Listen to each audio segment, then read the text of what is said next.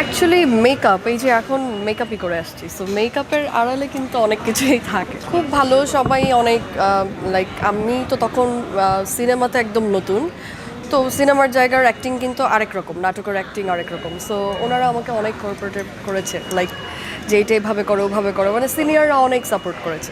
এইটার ফিলিংটা আসলে এক্সপ্রেস করে বোঝানোর মতো না, কারণ এইটা একেবারেই আশাবাদী আমরা ছিলাম না, ছেড়েই দিয়েছিলাম। মানে যখন হঠাৎ করে কল আসলো আমার কাছে যে প্রেস কনফারেন্স হবে অ্যান্ড মুভিটা রিলিজ হতে যাচ্ছে, তখন I was so excited and I am excited to now. এখন জাস্ট হলে দেখাটা বাকি যে অ্যাক্টিংটা কে কীরকম অ্যাপ্রোচ দিয়েছে।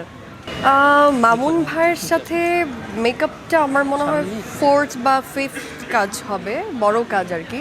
বাট এর আগে তার সাথে ওবিসি, তারপর মিউজিক ভিডিও, আরও অনেকগুলো কাজ হয়েছে, তো সব ওয়েব সিরিজ করা হয়েছে। তো সব কিছুর এক্সপিরিয়েন্স থেকে যদি বলি, মামুন ভাই অনেক ডেডিকেশন দিয়ে কাজ করে যে কোনো কাজ।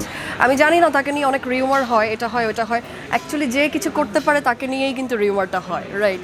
So we like controversy and Mamun ভাইয়ের সাথে কাজ করার এক্সপিরিয়েন্স খুবই ভালো। আমার মনে হয় দর্শক যদি এটা নিতে পারে, অনেক টুইস্ট আছে এটার ভিতরে, আপনারা দেখলেই বুঝতে পারবেন। সো টুইস্টটা যদি দর্শকরা ক্যাচ করতে পারে তাহলে এটা চলবে।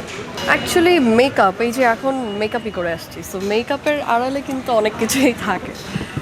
অ্যাকচুয়ালি টোটাল স্টোরি, একটা মেয়ে কিভাবে নায়িকা হয় গ্রামের থেকে এসে, একেবারেই নতুন সব কিছু, ঢাকা শহর সব কিছু নতুন, ওই জায়গার থেকে কখন একটা মেয়ে নায়িকা হয় টপ লেভেলের, সেটার পুরোটা একটা গল্প দেখানো হয়েছে। অ্যান্ড ওইটাতে আপনারা পার্ট বাই পার্ট প্রত্যেকটা চ্যাপ্টার দেখতে পারবেন।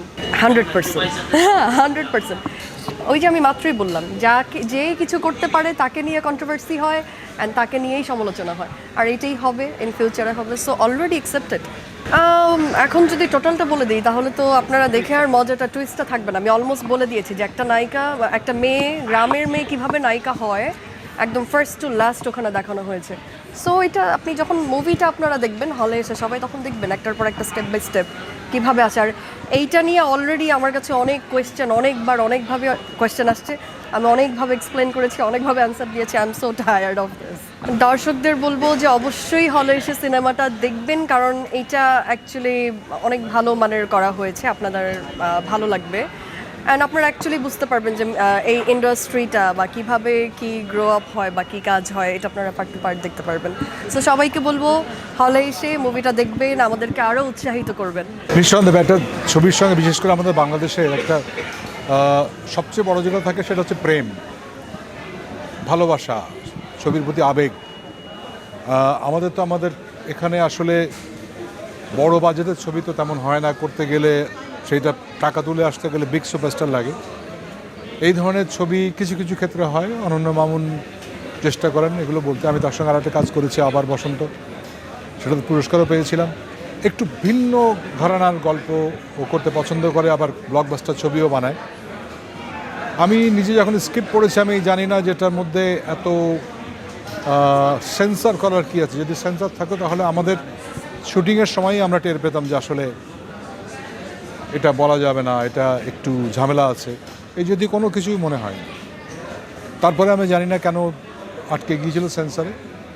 তবে থ্যাঙ্কস টু দ্যাট মানে সেন্সর সার্টিফিকেশন বোর্ড, যে তারা ছবিটা পুনরায় দেখেছেন আপিলের পরে এবং দেখে তারা মতামত দিয়েছেন, প্রশংসা করেছেন এবং খুব সামান্য অংশ কর্তন হয়েছে বলে আমি শুনেছি।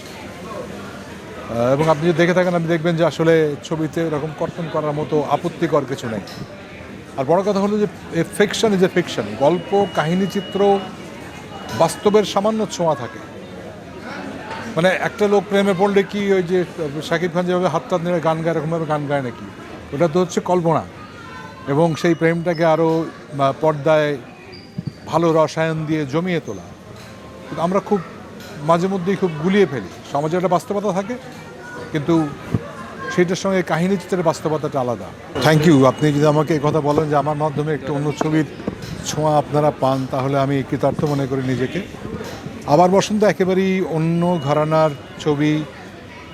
আমি বলবো না একটা অসম প্রেমের ছবি, কেননা প্রেম আসলে অসম হয় না, প্রেম তো প্রেমই, বয়সের পার্থক্য আছে। মেকআপ আমাদের কি বলা যায়, এটা শোবিজকে নিয়েই করা, সেখানে পলিটিক্স থাকে, ডমিনেশন থাকে, অনেক কিছুই থাকে।